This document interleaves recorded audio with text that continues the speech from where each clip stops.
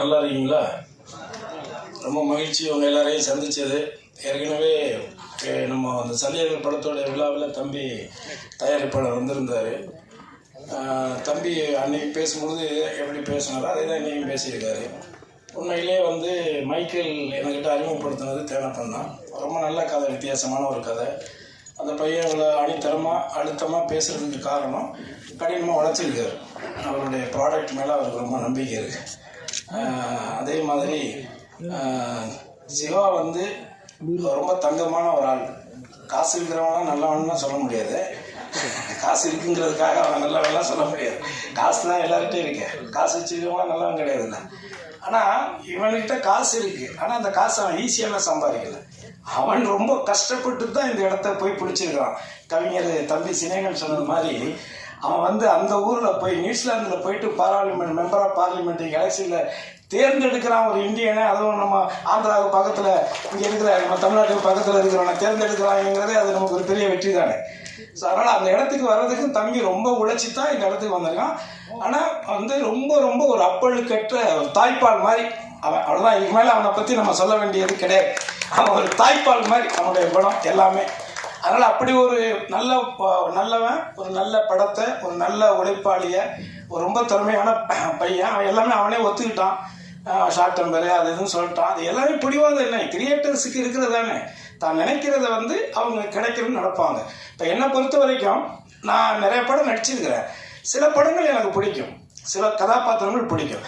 24 வருஷமாக இருக்கேன். நந்தாவில் லொடுக்கு பாண்டியா நடித்ததுலேருந்து இன்னொரு வரைக்கும் ஒரு 24 வருஷம் நடிச்சுக்கிட்டு இருக்கேன். இடையில கொஞ்சம் ஒரு 6-7 வருஷம் நடிக்காமல் போயிட்டேன். ஆனால் இது வரைக்கும் நான் யார் ஆஃபீஸிலும் போயிட்டு எனக்கு நடிக்கிறதுக்குள்ள வாய்ப்புலாம் நான் கேட்டதே கிடையாது. ஏன்னா எப்போ நம்ம அந்த வேலையை செஞ்சிட்டோம்னா அதுக்கப்புறம் நம்ம நடிக்கவே முடியாது. நம்மளை யாரும் கூப்பிட மாட்டாங்க. சினிமாவில் மட்டும்தான் நடக்கும். நம்ம ஒரு காமெடியனாக இருப்போம், இல்லை ஒரு கேரக்டர் ஆர்டிஸ்டாக இருப்போம். நம்ம கூட உட்காந்து சரக்கு போட்டுக்கிட்டு இன்னொரு ஆர்டிஸ்ட்டுக்கிட்டே கேட்பாங்க டேட்டு. நம்ம பக்கத்தில் உட்காந்துருப்போம். ரொம்ப வலிக்கும் அது. ஆனால் அதெல்லாம் நான் பார்த்துருக்கிறேன், நிறைய பார்த்துருக்கிறேன். அதெல்லாம் தேனப்பண்ணே பண்ணுவான். அதில் என்ன இருக்குது? ஏன்னா தேனப்பண்ணை இன்னைக்கு நேற்று எனக்கு தெரியும். எனக்கு அண்ணன் தான் அவர். இருந்தாலும் நாங்கள் கொஞ்சம் ரொம்ப நெருக்கம் 2 பேரும். ஏன்னா அதான் தயாரிப்பாளரே கொடுக்குறேன்னு சொன்னா கூட இந்த ஆளுக்கு எடுத்து விட்டுருவோம். தயாரிப்பாளர் சரிப்பா நல்லா. அதாவது நான் சொல்றது ரொம்ப வருஷத்துக்கு முன்னாடி உங்களுக்கு தெரியும். நான் பாடகராக இருந்து ஒரு கானா பாடகர் அப்படிலாம் இருந்து தான் நான் கிராமிய பாடகராக இருந்து தான் வந்தேன். கே சுரேஷ்குமார் சார் ஒரு படம் நாட்டாமன்னு ஒரு படம் எடுத்தாங்க. உங்களுக்கு நான் வரும். அதில் நாட்டாம பாதம் பட்டா நல்ல வெள்ளாம விளையும் அப்படின்னு ஒரு பாட்டு இருக்குல்ல. அந்த பாட்டு நான் தான் பாடினேன். சிற்பி சார் மியூசிக்கில் நான் தான் பாடினேன். அதுக்கு எனக்கு பாட வச்சுட்டு திருப்பி அவங்க கொஞ்சம் ஏதோ ஒரு இது கமர்ஷியல் ஏதோ ஒன்று சொல்லிட்டு அனுப்பிச்சிட்டாங்க.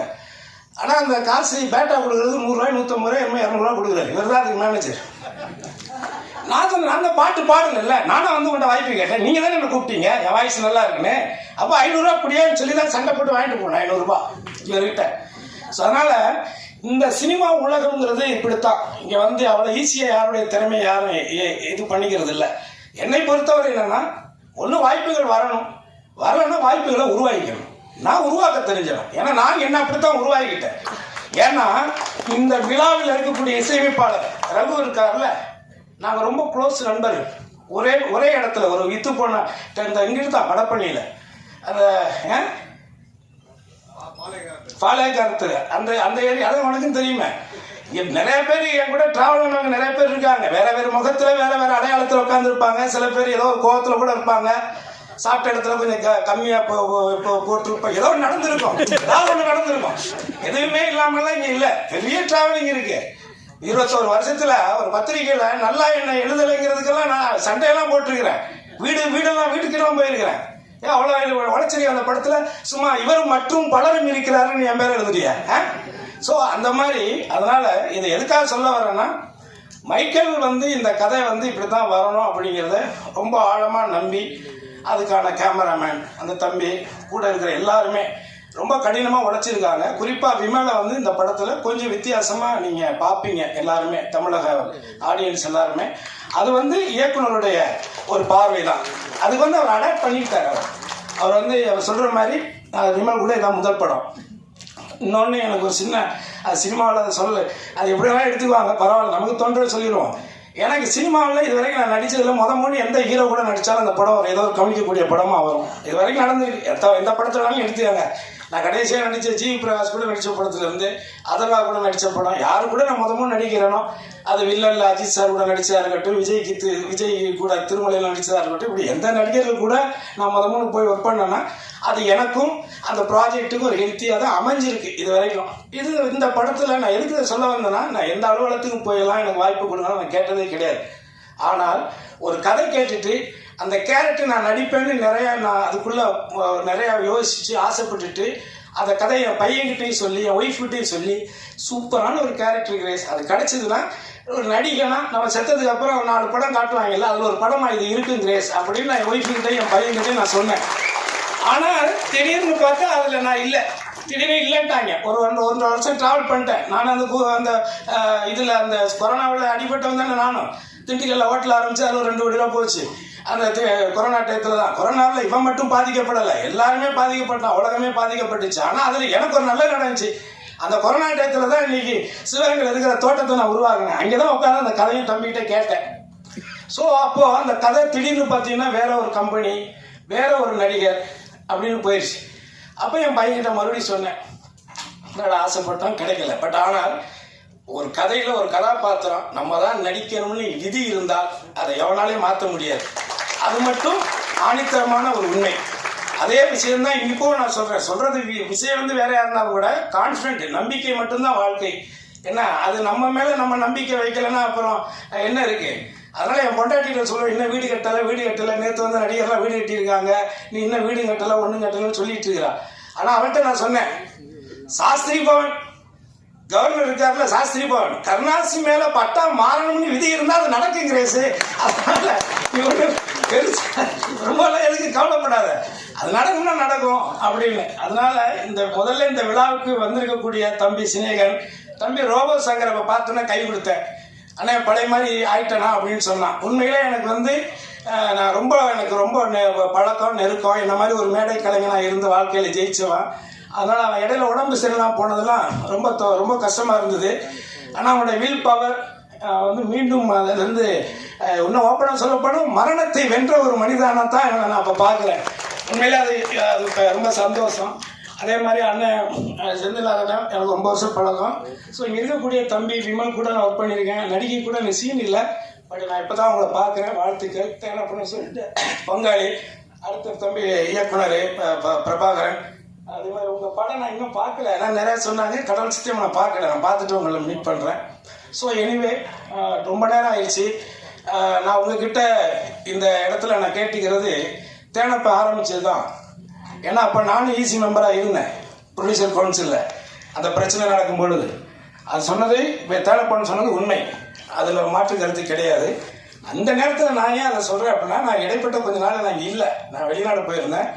ஆனால் வந்து நான் இன்னைக்கு நடிகர் கருணாசை தெரியும், லொடுகு பாண்டிய தெரியும், தானா பாடகரை தெரியும், கிராமிய பாடகரை தெரியும். ரகுநந்தன் தங்கியிருந்த அதே இடத்துல நானும் தங்கியிருந்தேன். கிட்டத்தட்ட நான் அப்போவே வந்து ஒரு 250 கேசட்டுக்கு மேலே போட்டிருக்கிறேன். ஒரு கேசட்டுக்கு 10 பாட்டுனா கூட 250 பாட்டு கம்போஸ் பண்ணியிருக்கிறேன். அதையும் தாண்டி மியூசிக் பண்ண ஒரு 4-5 படம்.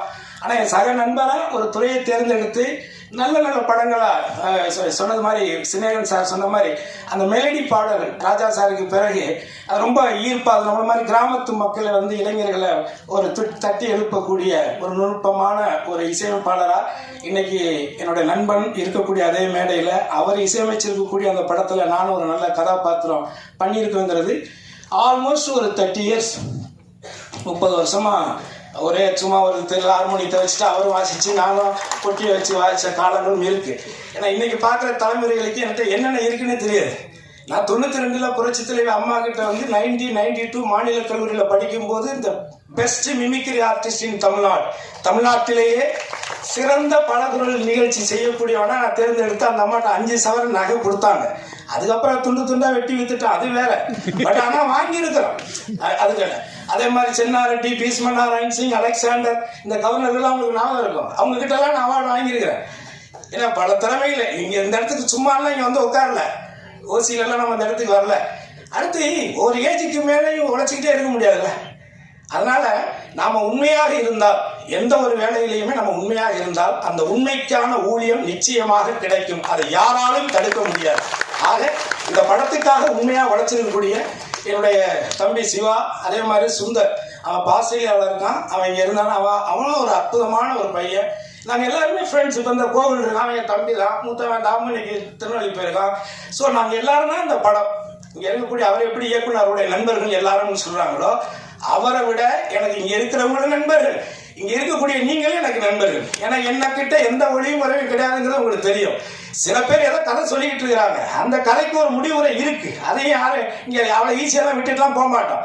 நான் ஒரு 30-40 வருஷம் உழைச்சி கஷ்டப்பட்டு நான் வந்து உண்டி எந்திரிச்சு வந்து உட்காந்துருவேன். எவனோ ஒருத்தர் ரூமுக்குள்ள ஒரு கேமரா வச்சுக்கிட்டு என்ன வேணாலும் பேசுவான்னா அதெல்லாம் வேடிக்கை பார்த்துட்டு போகிற பேப்பையெல்லாம் நான் கிடையாது. அதையும் நீங்கள் மனசில் வச்சுக்கோங்க. யாராக இருந்தாலும் சரி, அவங்களுக்கு புரிய வேண்டியவங்களுக்கு புரியும்.